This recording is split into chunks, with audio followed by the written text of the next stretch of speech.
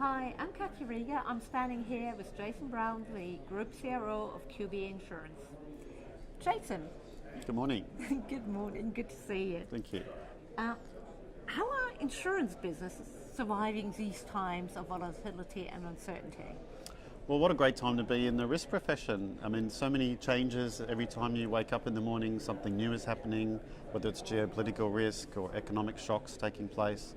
So I think actually it's a time for all of us to sharpen our tools actually and think about what we do for a living and be open to so many different possibilities in the world that are taking place around us. So I think actually the companies, whether they're banks or insurance companies, that actually are looking at their core business, their core craft and doing that better, what can survive. And I think all of us, when there's uncertainty around us, we have to sharpen what we do. We have to be more attuned to the world. We have to be more cognizant of what we do for a living and do it better.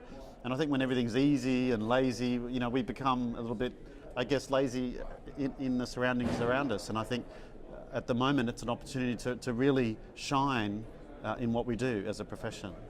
I couldn't agree more, but even so, isn't it sometimes a little bit scary considering the responsibility you have not just to your company but to the policyholders?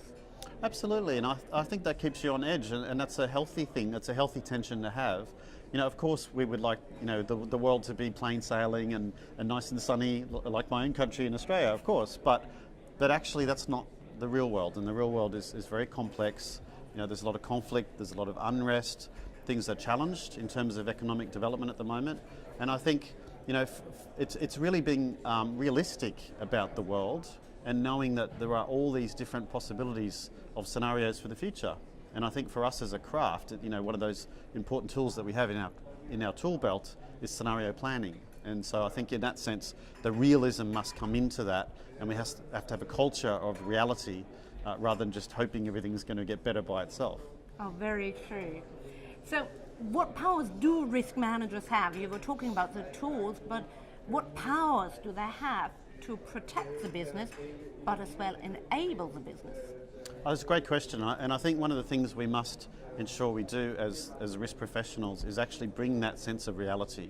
No one likes bad news. Everybody likes good news all the time, and I think in the boardroom or in our management committees, we must make sure we are that counterweight sometimes to over-optimism. It's good to be optimistic. It's good to see a plan of how the world is going to improve, but if we're not realistic about that, then we'll suffer the same fate that we're suffering today. So I think as risk professionals, thinking about the improbable is really important, and playing those scenarios out realistically with boards. I think conveying a message that is sometimes difficult and unwanted is part of our role. But being realistic, I think, is the important part, whilst keeping some optimism. So you say, one big role is creating the awareness about risks, and in particular about those risks other people don't think about.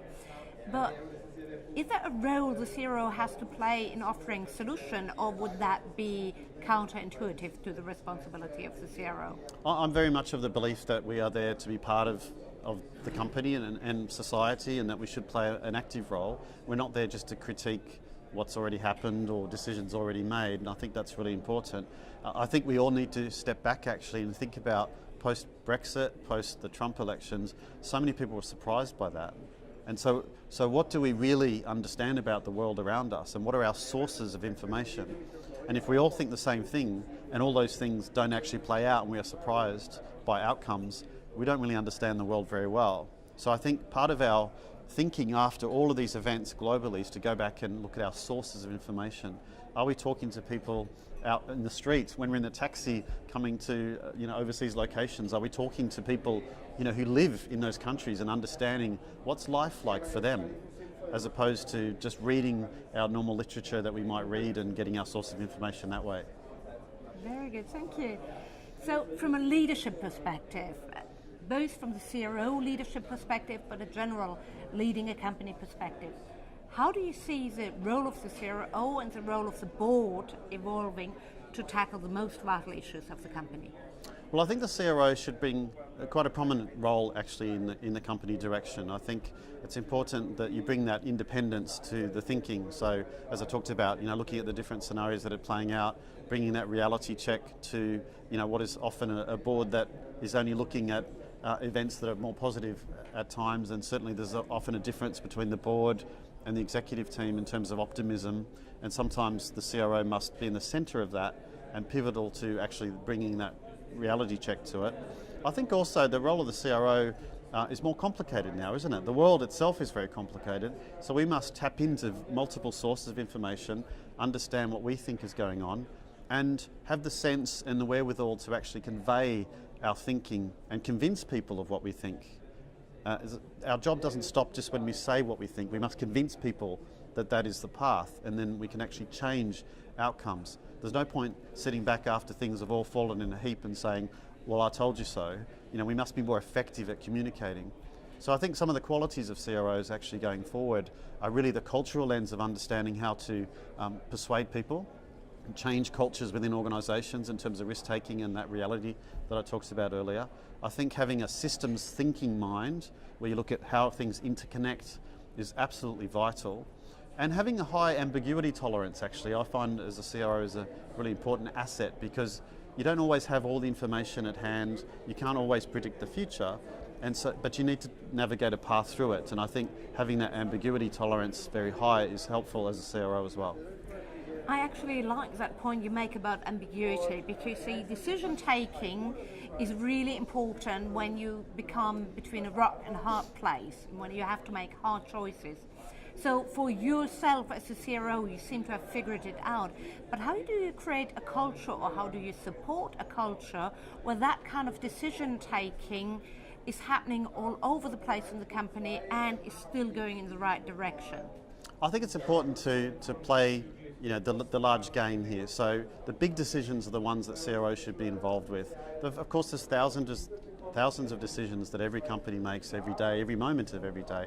And so there it's about providing the systems and the framework for people to take risk and to do it in a sensible way. But I think that the role of the CRO and what they actually get involved with personally really has to be looking at the big picture. So what are the big lenses that you need to get involved with actively? What things do you need to promote and drive? What are the 4 or 5 things that are going to help your organisation the most? And they should be on your list of things to do. They should be the things you are passionate about. They're the things that you should promote and drive very strongly. Other things will largely take care of themselves if you've got the right framework in place. But I think the content side is looking at the big picture. I agree, but you were talking about the framework just now. Yesterday you made a really interesting point about a company's purpose. Would you care to elaborate a little bit on that? Yeah, I think the purpose is actually what binds us and what gets us out of bed each day. And I think in many cases we've lost that sense of purpose. What's insurance actually about? What's banking all about? What's the financial systems all about? And in many cases, we just think about the shareholder lens. We're thinking about how do we make money? How do we return great returns to our shareholders, when actually we have a customer base there that we really owe it to do the absolute best that we can do. And our industry is still full of pain points. I mean, yesterday someone mentioned that some policy wordings in insurance were longer than Romeo and Juliet. I mean, I love Romeo and Juliet. Shakespeare was a great writer, but we're not meant to be writing novels and plays when it comes to issuing insurance policies. So I think the pain point should be fixed in terms of the customer lens. And then I think beyond that, going back to the heart of insurance is all about our role in society. Helping communities repair after major catastrophe events, providing confidence for people to actually take risk and be there as an area, an industry to really promote good business, good practices and trade. And that's what it's all about. So if we forget the purpose of what we're doing, we're going to be lost in short-termism, we're going to be lost in looking at decisions that only help the returns in the near term, rather than stepping back and saying, should we innovate? Yes, we should, but maybe it's expensive in the short term. Maybe we'll have 100 ideas and only 2 of them will work out. But that's what we're here to do. So I think purpose actually binds our people, and it binds us as an industry towards what we're here to actually do.